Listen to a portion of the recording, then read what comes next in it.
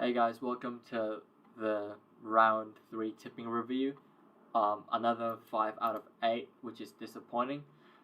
I thought I could have gone a perfect 8 out of 8, but sport is unpredictable, and so, you know, things like this happen. First game, Port Essendon. Just tipping Port by 45 is a stupid mistake. You know, After all, we learned kind of that mistake when I tipped 42 or something when Carlton and Richmond played, and so this is quite disappointing just because Port, even though there's no Zach Butters or Jack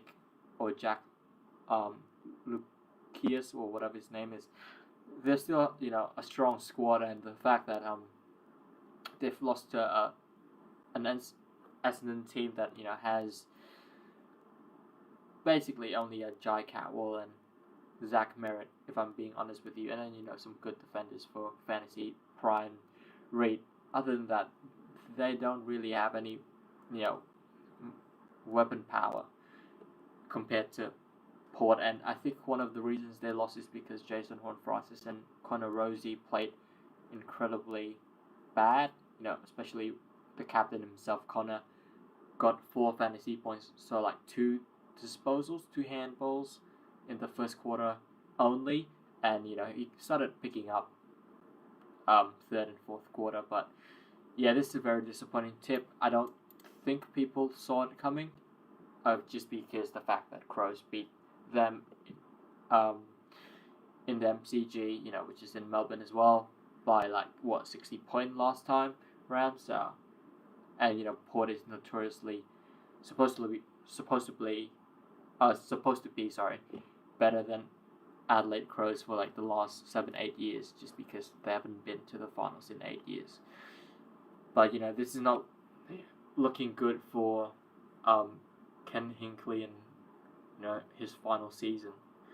They lost to Collingwood, Moe's by 91, and now losing to probably a bottom 4 side in Essendon by 2 goals as well. It's not a great look. So yeah, very very shit margin as well. I think I'm up to 160. I'll show you soon after the whole recap of where I stand.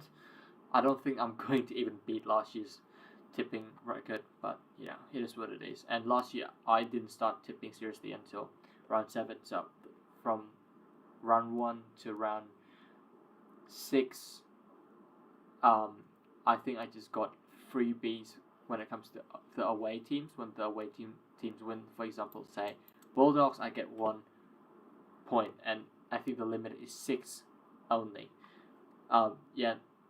Next game, also in Marvel Stadium, Carlton, Western Bulldogs.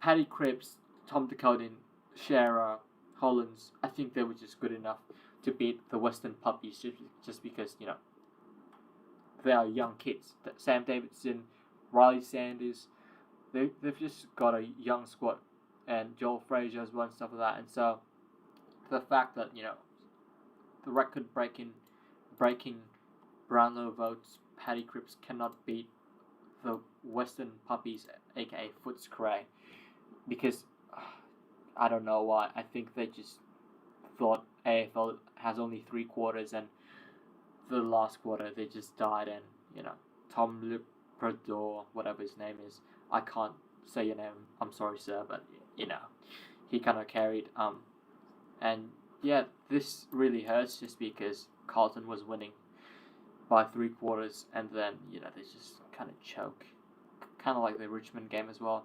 So it's not the game that the blowouts like Port versus the Moe's by 91 points that I care about.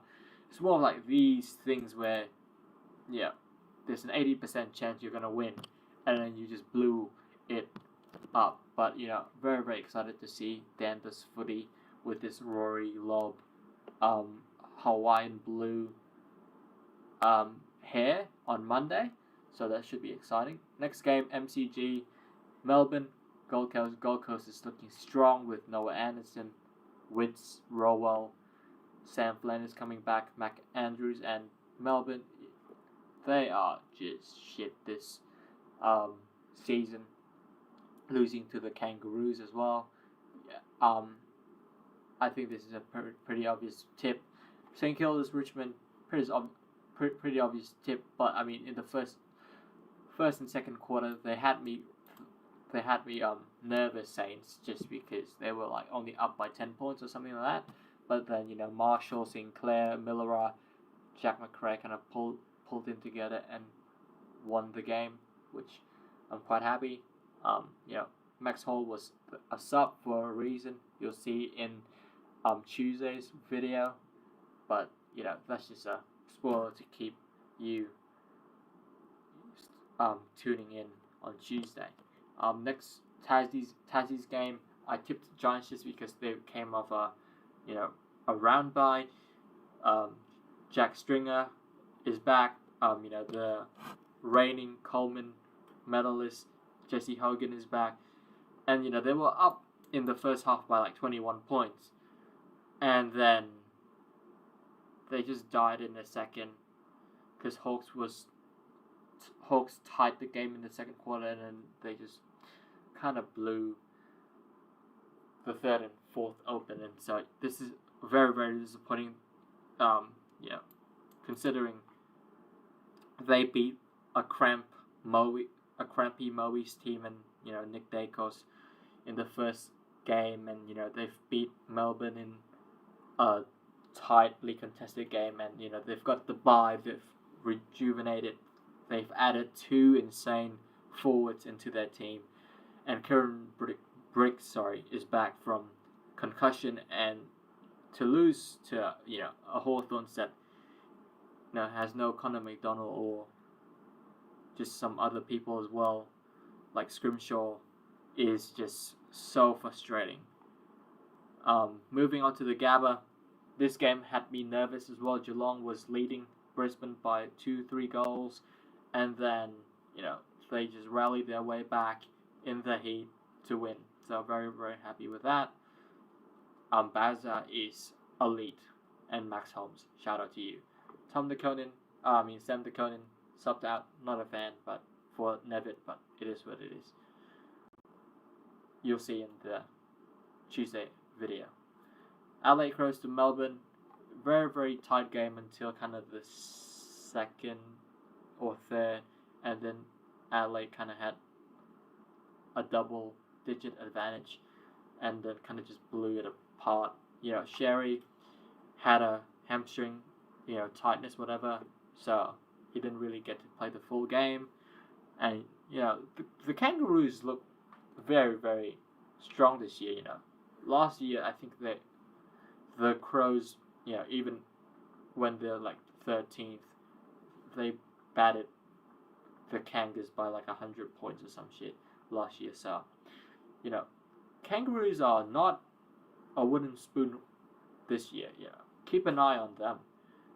Great game from Pau Curtis as well, kicked a few goals, and Nick Clarkey as well. Next and last game, Optus Stadium, the Western Australian Derby, West Coast Derby, Freo, West Coast Eagles. Easy tip, Freo to win.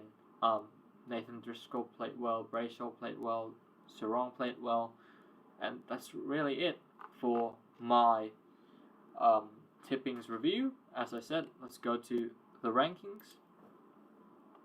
Let's type in my name, and you should see my margins. There we go. Margins 160, and I'm 16 so far. And if you take time to look at the description, I've put down my stats from last year's, and I think it's 207 tips to get a 100% perfect tipping season. So I'm way far off, but it is what it is. Let's see who's leading. I've got 16, 18. Like I said, opening round should have been 2 out of 2, but it is what it is. 25. That is insane.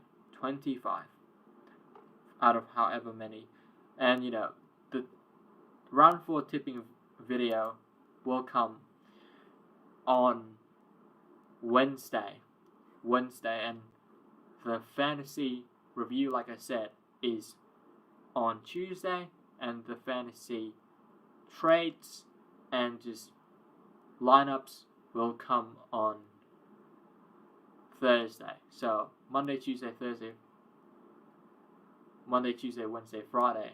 Sorry, wait, what? Monday, Tuesday, Wednesday, Thursday. Those 4 are my upload schedule for now until the rest of the season. 4 videos a week. And then, Thursday night, Friday, Saturday, Sunday is footy. So, hope you enjoyed this video. Leave a like and subscribe. Until next time. See ya.